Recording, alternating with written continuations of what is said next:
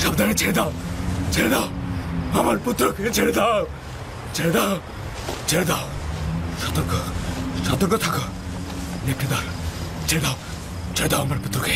জনাবে আলী, জনাবে আলী, জাগ্রত হন জনাবে আলী। কি হয়েছে, কি হয়েছে খোদা নবী? কোনো খোয়াব দেখেছেন? আপনি কি ভীতিকর কোনো খোয়াব দেখেছেন?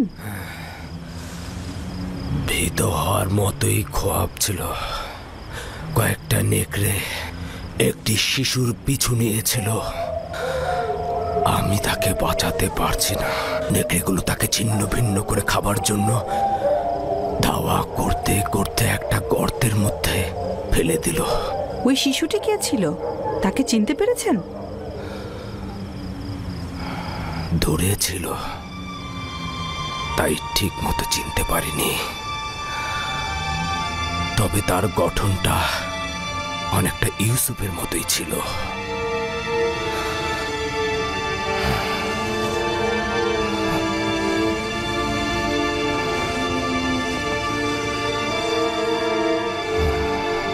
খোদার নবী, এই খোয়াবের ব্যাখ্যা আপনি অবশ্যই জানেন, তা না হলে আপনি এত চিন্তিত হতেন না। বালা মুসিবত ইয়াকুবের খানদানে ওত পেতে আছে।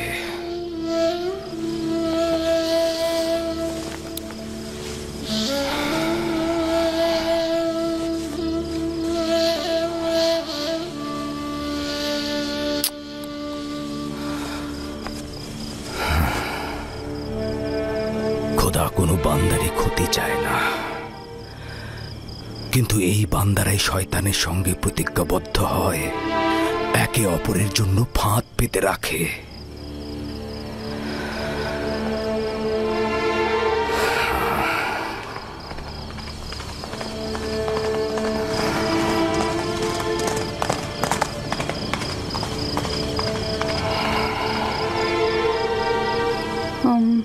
জনাবে আলী, খোয়াব দেখলে আসলে শান্ত থাকতে হয়। আপনি একটু বিশ্রাম নিন।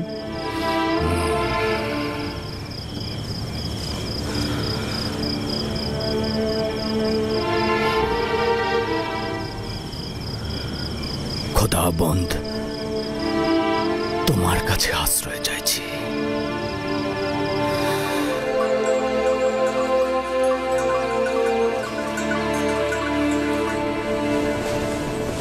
কি আশ্চর্য! জদ, আশিক, তোমরা গত রাতে তোমাদের আব্বাজানের চিৎকার চেঁচামেচি একদম শুনতে পাওনি? না, আমরা তো গত রাতে ঘুমিয়েছি, কিচ্ছু শুনতে পাইনি তো। আমি একবার জেগেছিলাম, কিন্তু কিছু শুনতে পাইনি তো। গতকাল তোমাদের আব্বাজানের চিৎকারে জেগে উঠেছিলাম। তিনি খোয়াব দেখেছেন। আমি গিয়ে তাকে জাগ্রত করতে তিনি আমাকে বললেন 10টি নেকড়ে একটি শিশুকে তাড়া করে গর্তে ফেললো, আর শিশুটি দেখতে একদম ইউসুফের মতো। সেই অর্ধরাতে উঠে ইউসুফকে কি আদর, আবার চুমুও খেয়েছেন। আব্বাজান ওই শিশুটিকে চিনতে পারেনি? বললেন তো চিনতে পারেনি, কিন্তু বোঝাই তো যাচ্ছে সে ইউসুফ ছিল। তাছাড়া অর্ধরাতে উঠে এত আদরের কি ছিল? যদি ওই শিশুটি ইউসুফই হয়, তাহলে নেকড়ে আমার ভাইরাই ছিল। অনেক হাসি পাচ্ছে, তাই না, যে তোমাদের পিতা তোমাদেরকে নেকড়ের ন্যায় দেখছে?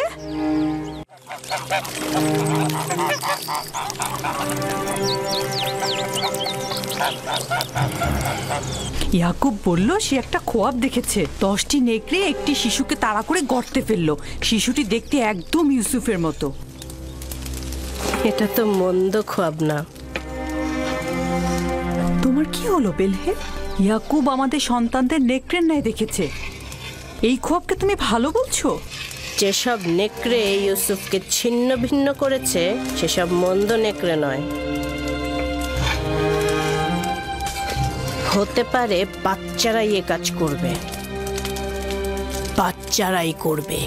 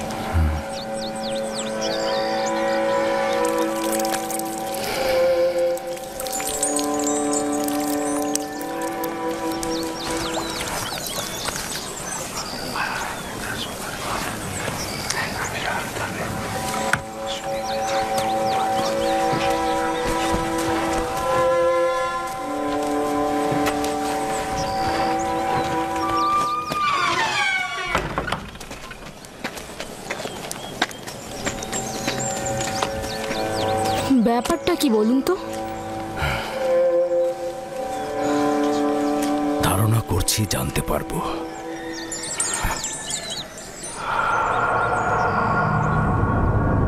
আমাদের আব্বাজান সবসময় ইউসুফকে নিয়েই ভাবেন, এমনকি রাতের বেলা তাকে নিয়ে স্বপ্ন নাকি দেখেন। যেখানেই যান তাকে সঙ্গে করে নিয়ে যান, আর ঘুমালেও তাকে সঙ্গে করে নিয়ে ঘুমান। বেহুদা কথা বলো কেন ইয়াহুদা? আমরা তো এখনো সঠিক জানি না যে আব্বাজান কি খোয়াব দেখেছে। ইউসুফ তো আর আমাদের মতো না, সেই জন্যই আব্বাজান সবসময় তাকে সাথে রাখে। যেখানেই যাক সাথে নিয়ে যায় আর তার সাথেই ঘুম পাড়ায়। ভাইজান, আমরা ঠিক মতোই জানি আব্বাজান কি খোয়াবে দেখেছেন। আব্বাজান খোয়াবে দেখেছেন আমরা সবাই হচ্ছে এক একটা নেকড়ে, আর সেই নেকড়েগুলো ছিন্ন ভিন্ন করছে ইউসুফকে। সালাম আব্বাজান। সালাম। তোমাদের এটা একদম উচিত হবে না যে কোনো কথাকে নিজেদের মতো করে বানিয়ে নেয়া।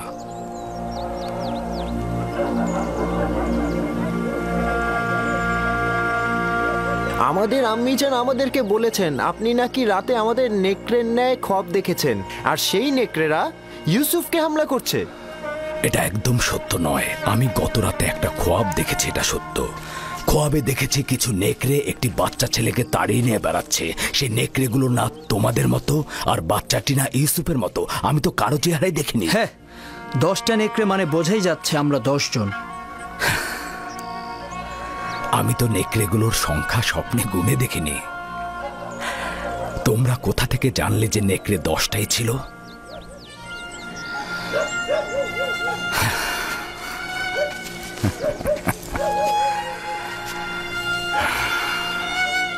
আমি তোমাদের সবাইকেই ভালোবাসি। তোমাদের কঠোর পরিশ্রমের জন্য উপযুক্ত মর্যাদাও দেই, কৃতজ্ঞতাও জ্ঞাপন করি। কিন্তু ইয়াহুদার মতো একজন পরিপক্ক যুবককে পারবো না আমার জানুর উপরে বসাতে, পারবো না একজন বাচ্চা ছেলের মতো করে আদর করতে। তোমরা যখন ছোট ছিলে তখন তোমরাও জানুর উপরে বসেছো। বাচ্চাকালে তো তোমাদেরকেও আমি বাচ্চাদের মতো করে আদর করেছি, জানুর উপরে বসিয়েছি, কোলে করে নিয়ে ঘুম পাড়িয়েছি। তোমরা তো পিতামাতা উভয়ের মহব্বতই পেয়েছো। আর মহব্বতের কথা বলছো, ইউসুফের মাতা রাহেলার মহব্বত তোমরা যতটুকু পেয়েছো তারা 2 সন্তান তো তার 1 অংশ পায়নি। তোমরা পরিপূর্ণ যুবক, কিন্তু আমি ভাবতেও পারছি না একটা বাচ্চা ছেলের সঙ্গে নিজেদের তুলনা করবে। জদ, আশির, তোমরা তোমার মাতাকে গিয়ে জিজ্ঞেস করো গতকাল রাতে আমি তোমাদের কিভাবে আদর করেছি। হ্যাঁ, গত রাতে আমি জেগেছিলাম, দেখলাম আমার মাথায় হাত বুলিয়ে দিচ্ছেন আর আমার গায়ের কাঁথাটা টেনে দিলেন। পূর্বেও তোমাদেরকে অনেকবার বলেছি, তোমাদের কথা ও চিন্তার মধ্যে আমি পরশ্রী কাতরতা লক্ষ্য করছি। আর যদি সত্যি করে বলি তবে তোমাদের চিন্তা ভাবনার মধ্যে আমি একজন শয়তানের উপস্থিতি লক্ষ্য করছি। আব্বাজান, আমরা তো ইউসুফের সাথে খেলতে ভালোবাসি, আপনি কেন অনুমতি দেন না? আমি তো কখনোই বাধা দেইনি তোমরা ইউসুফের সাথে খেলবে। ইউসুফ তো তোমাদেরই ভাই, আর তোমরা ইউসুফের সাথে খেললে তো ইউসুফ অনেক খুশি হয়। তাহলে আমরা এখন ইউসুফের সাথে খেলা করতে পারবো? কেন নয়, এখনই যাও।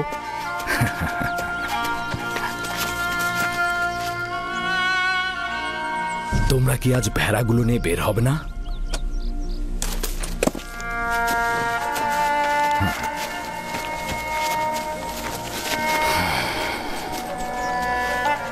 আমাদের ক্ষমা করবেন আব্বাজান।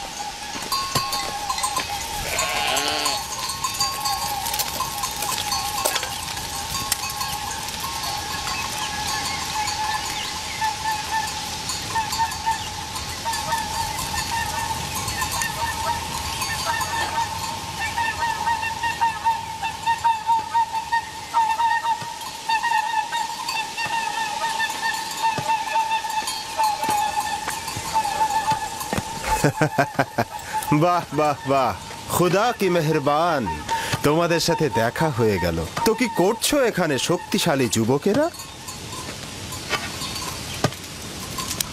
আমাদের দুপুরের খাবারের জন্য দুধ গরম করছি। বাহ বাহ বাহ, খুব ভালো।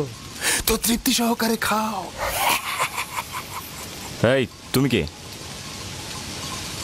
আর এখানে কি চাই? আমি প্রতিবেশী গ্রামের অধিবাসী। রাখালি আমার কাজ নয়, তবে ভেড়াগুলোকে মাঝে মাঝে এখানে চড়াতে নিয়ে আসি।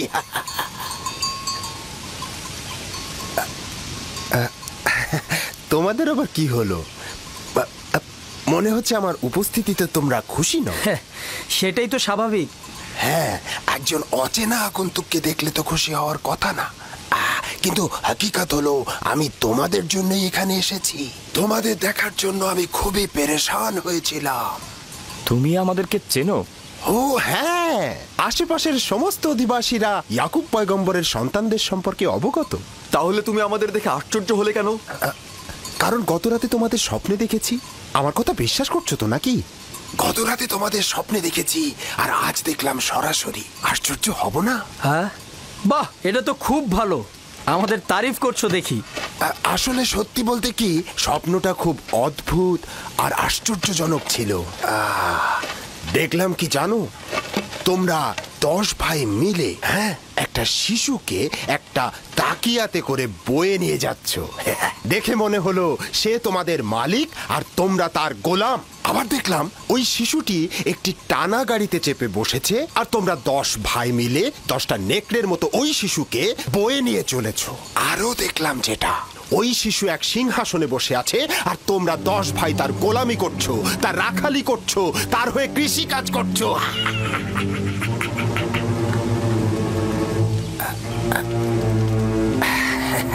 মনে হচ্ছে আমার স্বপ্নের বর্ণনা শুনে তোমরা অসন্তুষ্ট হয়েছো। আরে স্বপ্ন তো স্বপ্নই, ওটাকে ভুলে যাও। হ্যাঁ, আমি আসি। হ্যাঁ, দেখা হবে।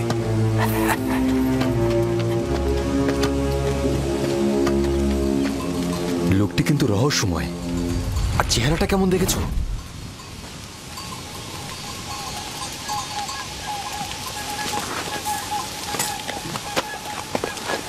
কিন্তু লোকটি কোথায় গেল?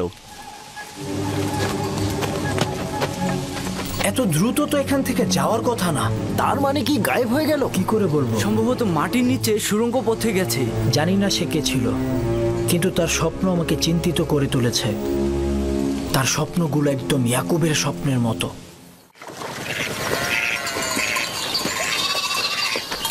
সালাম আব্বাজান। সালাম আব্বাজান। সালাম চাচা। সালাম আব্বাজান। সালাম আব্বাজান।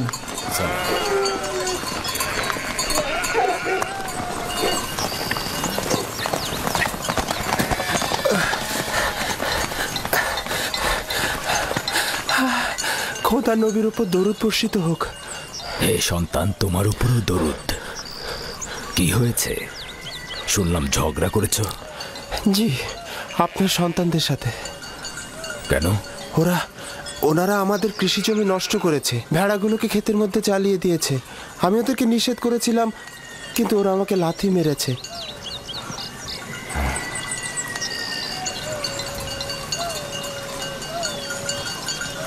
ইয়াহুদা, লাবি, শামুন, এদিকে এসো, এদিকে এসো।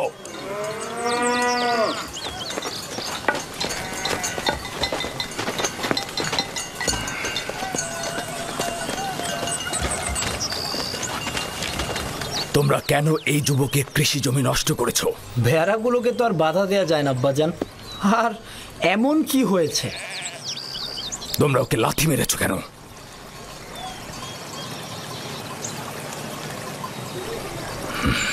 তুমি বলো, কি শাস্তি চাও ওদের? হে খোদার নবী, আমিও সব কিছু ভুলে গিয়েছি। আপনি শুধু ওনাদের বলবেন ওনাদের ভেড়াগুলোকে যেন আমাদের কৃষি জমির উপরে না নিয়ে যায়। ওনারা বলেন ওনারা ক্যানানের মালিক, ওনারা যা খুশি তাই করবেন, যেখানে ইচ্ছা সেখানেই নাকি ভেড়া চড়াবেন।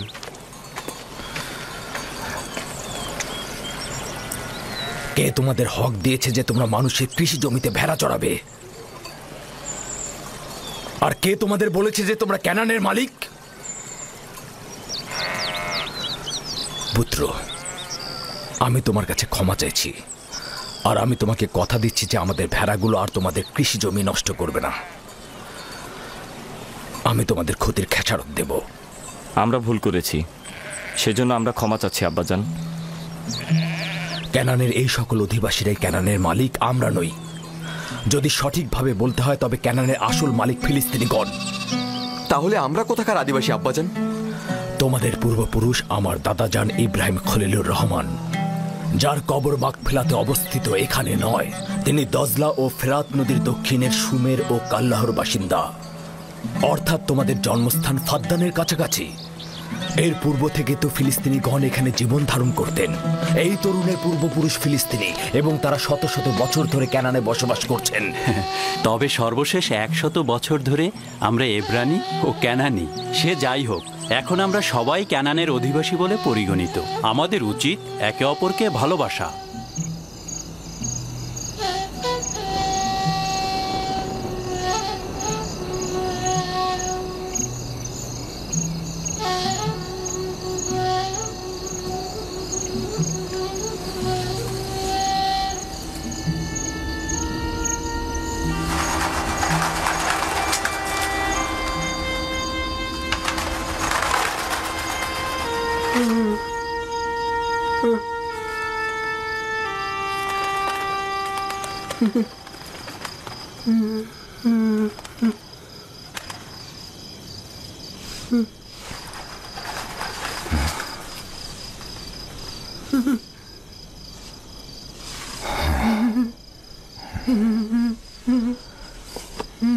ইউসুফ, ইউসুফ পুত্র আমার, জাগ্রত হও।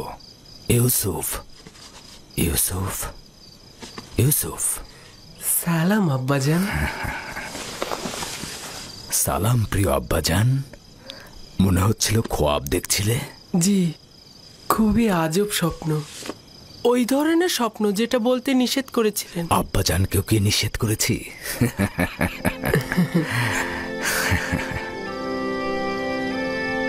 ভেড়াগুলোর পাশে বসেছিলাম।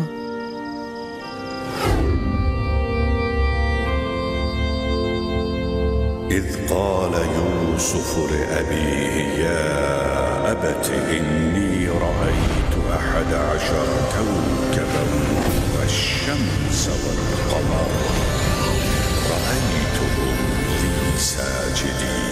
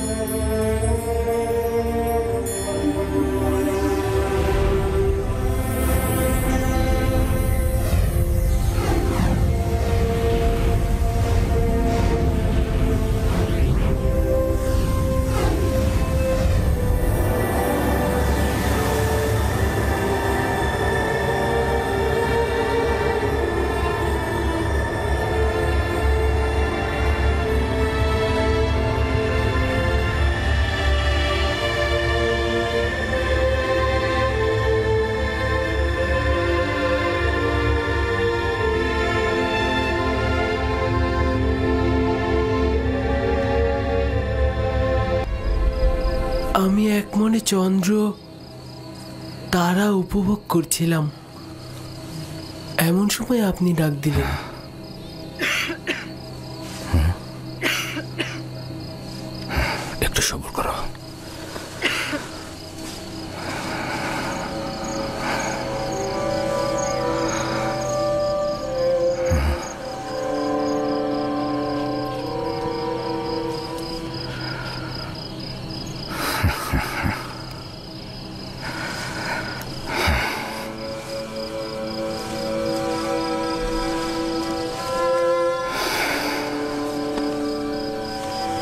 তুমি খুবই নেক খোয়াব দেখেছ পুত্র আমার।